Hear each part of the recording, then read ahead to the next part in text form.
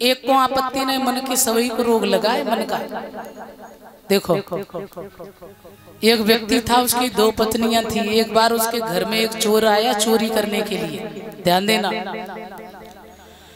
और उसने जैसे ही देखा कि घर में 2 पत्नियां झगड़ा कर रही हैं, तो चोर घुस गया घर में कि चोरी करेंगे, बढ़िया सा यहाँ काम बनेगा। पर उसने तो दूसरा दृश्य देखा कि पत्नी पति को, दोनों पत्नियां एक इधर से लगी खींच रही, झगड़ा कर रही। अब चोर ने देखा तो हंसने लगा, बड़ी जोर से हंसी आई। बोले अरे भैया यहाँ तो बड़ी आफत है, ये तो बड़ा परेशान, ये तो जीवते ही मर रहे हैं। हाँ इनकी तो बड़ी संकट की घड़ी है। सुबह रूमाल लिए था हाथ में, जैसे ही लगाया पर हंसी ना डटी, सो जोर से हंस गया।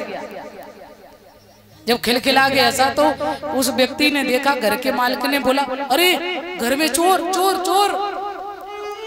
सो फोन कर दिया, पुलिस फोर्स आ गया। उन भैया को पकड़ के ले गए, और जैसे ही पकड़ के ले गए दरोगा जी के सामने खड़ा कर दिया। क्यों जी ऐसे भले व्यक्तियों के घर में चोरी करने जाते हो? आज तुमको ऐसा दंड देंगे जो जीवन भर भूलोगे नहीं। वो व्यक्ति हाथ जोड़ के बोला भैया महाराज हमको सारे दंड स्वीकार हैं, सब कुछ स्वीकार है, लेकिन जो दंड इन्हें मिलो सो हमें मत दियो। बोल गोविंद भगवान की। दरोगा जी बोले मतलब? बोले मतलब तो ये है कि जिनकी बहुत आपत्ति है, जो 2 पत्नियां वालों झंझट बहुत खराब है। तो भैया सोचने की बात है, जब 2 पत्नियां व्यक्ति की ये हालत कर सकती हैं, जीव की दुर्दशा कर सकती हैं 2 पत्नी, और जिसको सदा 10 पत्नियां लगी रहती हो, तो क्या वो जीवित रह सकता है? और हर जीव को 10 पत्नी रोज लगी है, 5 कर्मेंद्री, 5 ज्ञानेंद्री, और ऊपर से एक हाथी और लगा है मन। ये तो फिर पूछो ही मत, तो कैसे जीवित है? रोज मर रही, रोज है ही नहीं जीवित। प्यारे सज्जनों, तो आ जाइए। इसलिए श्रीमद् भागवत कथा मुझे यही सिखाती है कि किसी भी प्रकार से अरे ज्यादा कुछ ना कर सको तो सुबह शाम कम से कम भगवान का कीर्तन जरूर करते रहो, तो हमारा आपका कल्याण होगा। श्री सुखदेव जी सावधान करते हैं राजन। एक छोटी सी बात हम आपको बता दें, फिर आगे चलते हैं। एक बार एक व्यक्ति गया काशी पढ़ने के लिए, ध्यान देंगे। जब काशी पढ़ने गया तो वहाँ बढ़िया खूब संस्कृत का अध्ययन किया, बड़ी विद्वता का अध्ययन किया, भागवत जी का अध्ययन किया। और अध्ययन करने के बाद में जब वो लौट के आ रहे थे ट्रेन में बैठ के, तो बेचारे अपना माला हाथ में और बड़ा प्रसन्न बोले हम भागवत सीख के आए, गांव में जाएंगे कथा करेंगे, लोग हमारा खूब सम्मान करेंगे बेचारे। और राम राम राम राम राम राम जपते चले आ रहे हैं। अब थोड़ी दूर में पहुंचे तो भूख भी लगी, सोचने लगे थोड़ा कुछ खा लें। गाड़ी जैसे ही रुकी सो वो बेचारे उतर के कुछ फल लेने के लिए गए। सो जेब में जैसे ही हाथ डाला सो दोनों जेब साफ। बोल गोविंद भगवान की। और वो टिकट पड़ी थी वो भी चली गई, वो भी ले गए। देखो एक बात आपको और बता, कहते हैं कुछ लोग गंगा नहाने के लिए जब जाते हैं ना, देखो सच ही कहा है कि कम से कम अरे भजन ना कर सको तो कम से कम जो कर रहे तेने तो मत परेशान करो। कुछ लोग गंगा नहाने जाते हैं और बढ़िया ढंग से नहाएंगे, हर हर गंगे हर हर गंगे हर हर गंगे। उनके ऊपर से पूर्वज लोग जो देखते हैं ना बड़े प्रसन्न होते हैं, अरे वाह हमारे कुल में खानदान में ऐसे धर्मी व्यक्ति पैदा हुए हैं, ऐसे भक्त पैदा हुए हैं, गंगा नहाने के लिए आए हैं, हर हर गंगे हर हर गंगे। और माँ पीछे लगे हैं चोर लुटेरे, वो कह रहे हैं तुम करो हर हर गंगे और हम कर देंगे तुम्हें नंगे।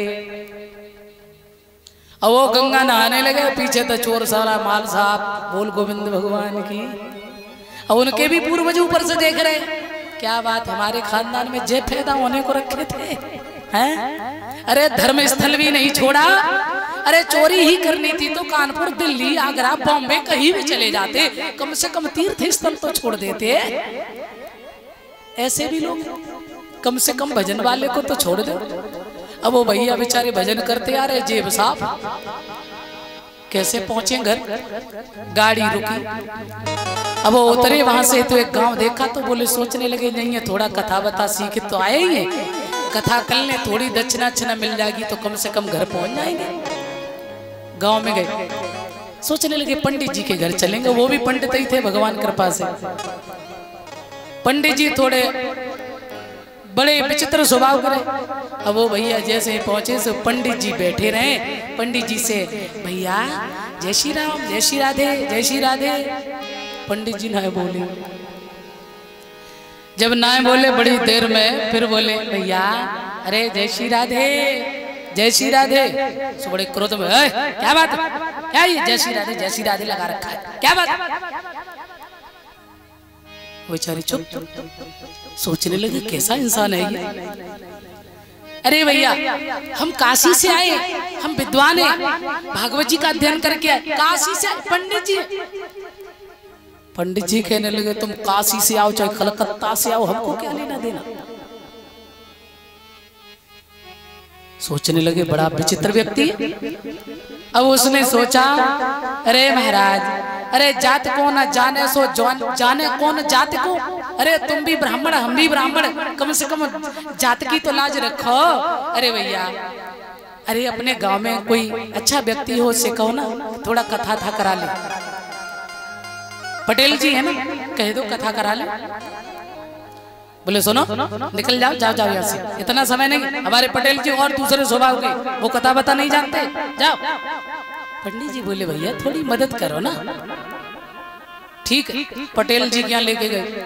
एक पत्थर पड़ा था, उसमें पटेल जी बैठे पंचायत कर रहे थे, ध्यान देना। अब वो भी बैठ गए।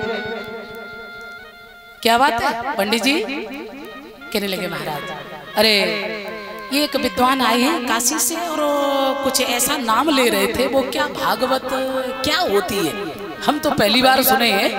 कह रहे थे कि भागवत करा लो। पटेल जी कहने लगे, तुम भी ऐसी बात करते हो, ये तो हमने जिंदगी में कभी नाम ही नहीं सुना है, भागवत ये क्या होती है। पंडित जी सोचने लगे, पक्का ही मूर्खों का गांव पल्ले पड़ गया, इनको यही पता नहीं भागवत क्या होती है। अब तब तक वहाँ छोटे छोटे बच्चे बैठे रहे पटेल जी के, वो रोने लगे, अरे हम तो भागवत जी देखेंगे, भागवत देखेंगे, भागवत देखेंगे।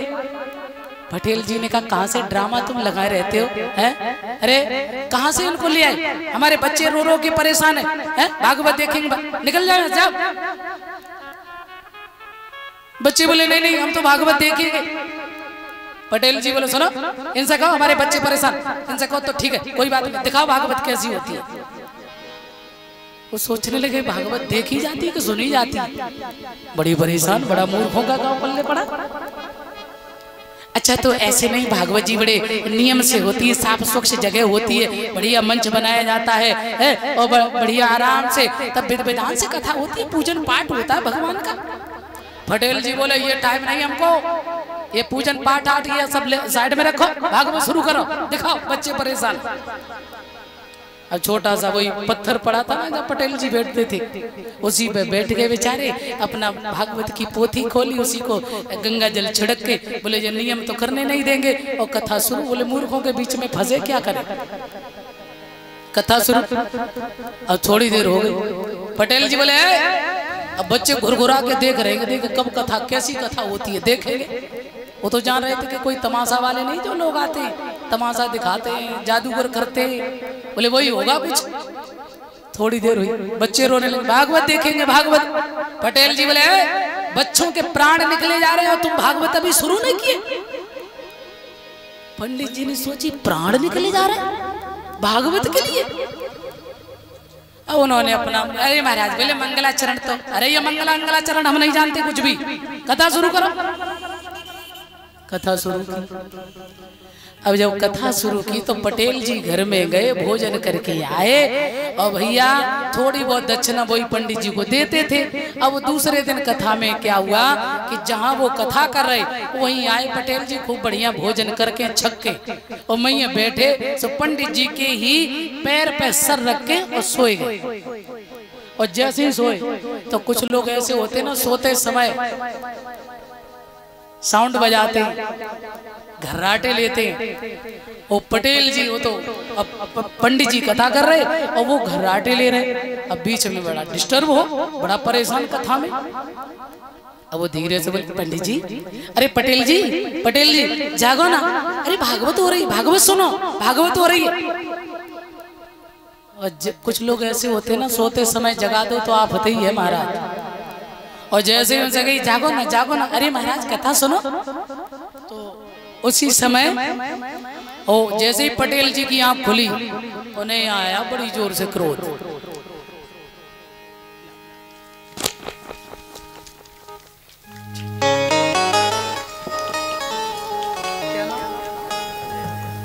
हाँ ध्यान देंगे, ये माला का सम्मान अजय यादव ये भैया जी सम्मान कर रहे हैं, सदा आगे बढ़े, ईश्वर से कामना है। बोल गोविंद भगवान की। जैसे ही पटेल जी जगे तो पटेल जी को आई बड़ी जोर से गुस्सा। एक तको ने धी खींच के एक पंडित जी ने, और जय खींच के दियो। अब पंडित जी ने सोची बहुत देर हो गई, अपमान होते, अब दक्षिणा मिले चाहे भाड़ में जाए, अब हम नहीं छोड़ेंगे, जो होगा सो देखा जाएगा। तो पंडित जी ठीक ठाक रहे, तो उनने उठाओ पटेल जी को जमीन में और लड़ते और जैसे ही झगड़ा हुआ, अब बचाए कोई ना, सामने देखने वाले श्रोता करे देखो, हाँ बोले चुपचाप बैठो आराम से देखो, अब भागवत शुरू हुई है, हाँ अब भागवत शुरू हुई। वो दोनों लड़ रहे, पीछे रहे कुआ, और लड़ते दोनों झम कुआ में। अब वो लोग खड़े, क्या बात, वैसे भागवत पहली बार देखी लेकिन ठीक ठाक है। अभी तक तो भागवत ऊपर रहती, अब भागवत कुछ गहराई में गई है। हाँ अब भागवत गहराई में गई है। अब पटेल जी पे पंडित जी दे दनादन पंडित जी ने बिल्कुल होश में कर दे पटेल जी। अब उनकी पत्नी ऊपर खड़ी, पटेल जी की हालत खराब। पत्नी बोली, भागवत महारानी अरे मेरे लाज को बचैया छोड़ दे, मेरे पति को छोड़ दे, तो गैया चाहिए, भैंस चाहिए, जो चाहिए, अरे भागवत मैया तू सब ले जा, पर मेरे पति को छोड़ दे। बहन पास में आई, अरे भागवत मैया हाथ तेरे जोड़ कहे जे राखी को बंधैया मेरो छोड़ दे, अरे भागवत मैया थोड़ी कृपा कर दे। अब कुछ लोग बोले सुनो सुनो दूर रहो, भागवत चली बिचली है भागवत इस समय। ओ पंडित जी पटेल जी की हालत खराब की है। अब एक व्यक्ति बोला भैया अरे भागवत मैया कैसे शांत होंगी, कैसे? सो पंडित जी समझ गए मूर्खन को गांव तो है ही है।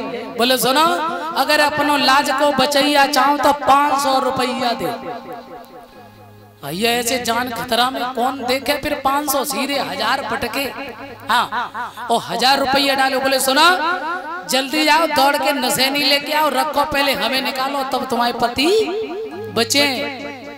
अब लोग बाग कोई तो पेड़ न पे चढ़े ऊपर तो देखे भागवत, पतो ना भैया पटेल साहब तो बड़े आदमी झेल गए भागवत।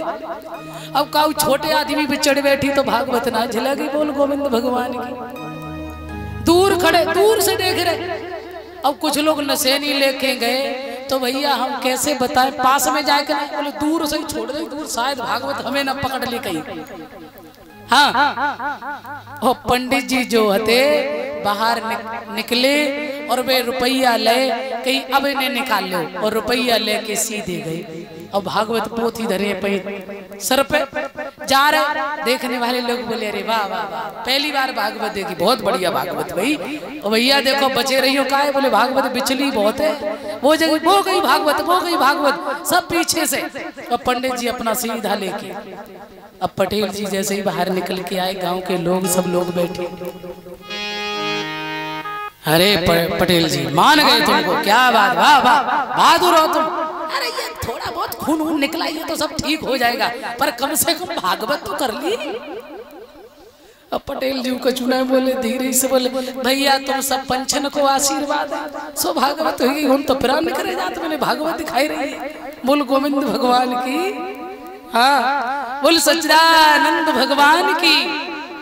आ जाइए। तो ऐसे भी लोग हैं। तो जे भागवत तो ऐसी ना है पर मन से सुनो। और बहुत सुंदर कथा है। आगे एक छोटा सा भजन, उसके बाद हम लोग आगे की कथा सुनेंगे।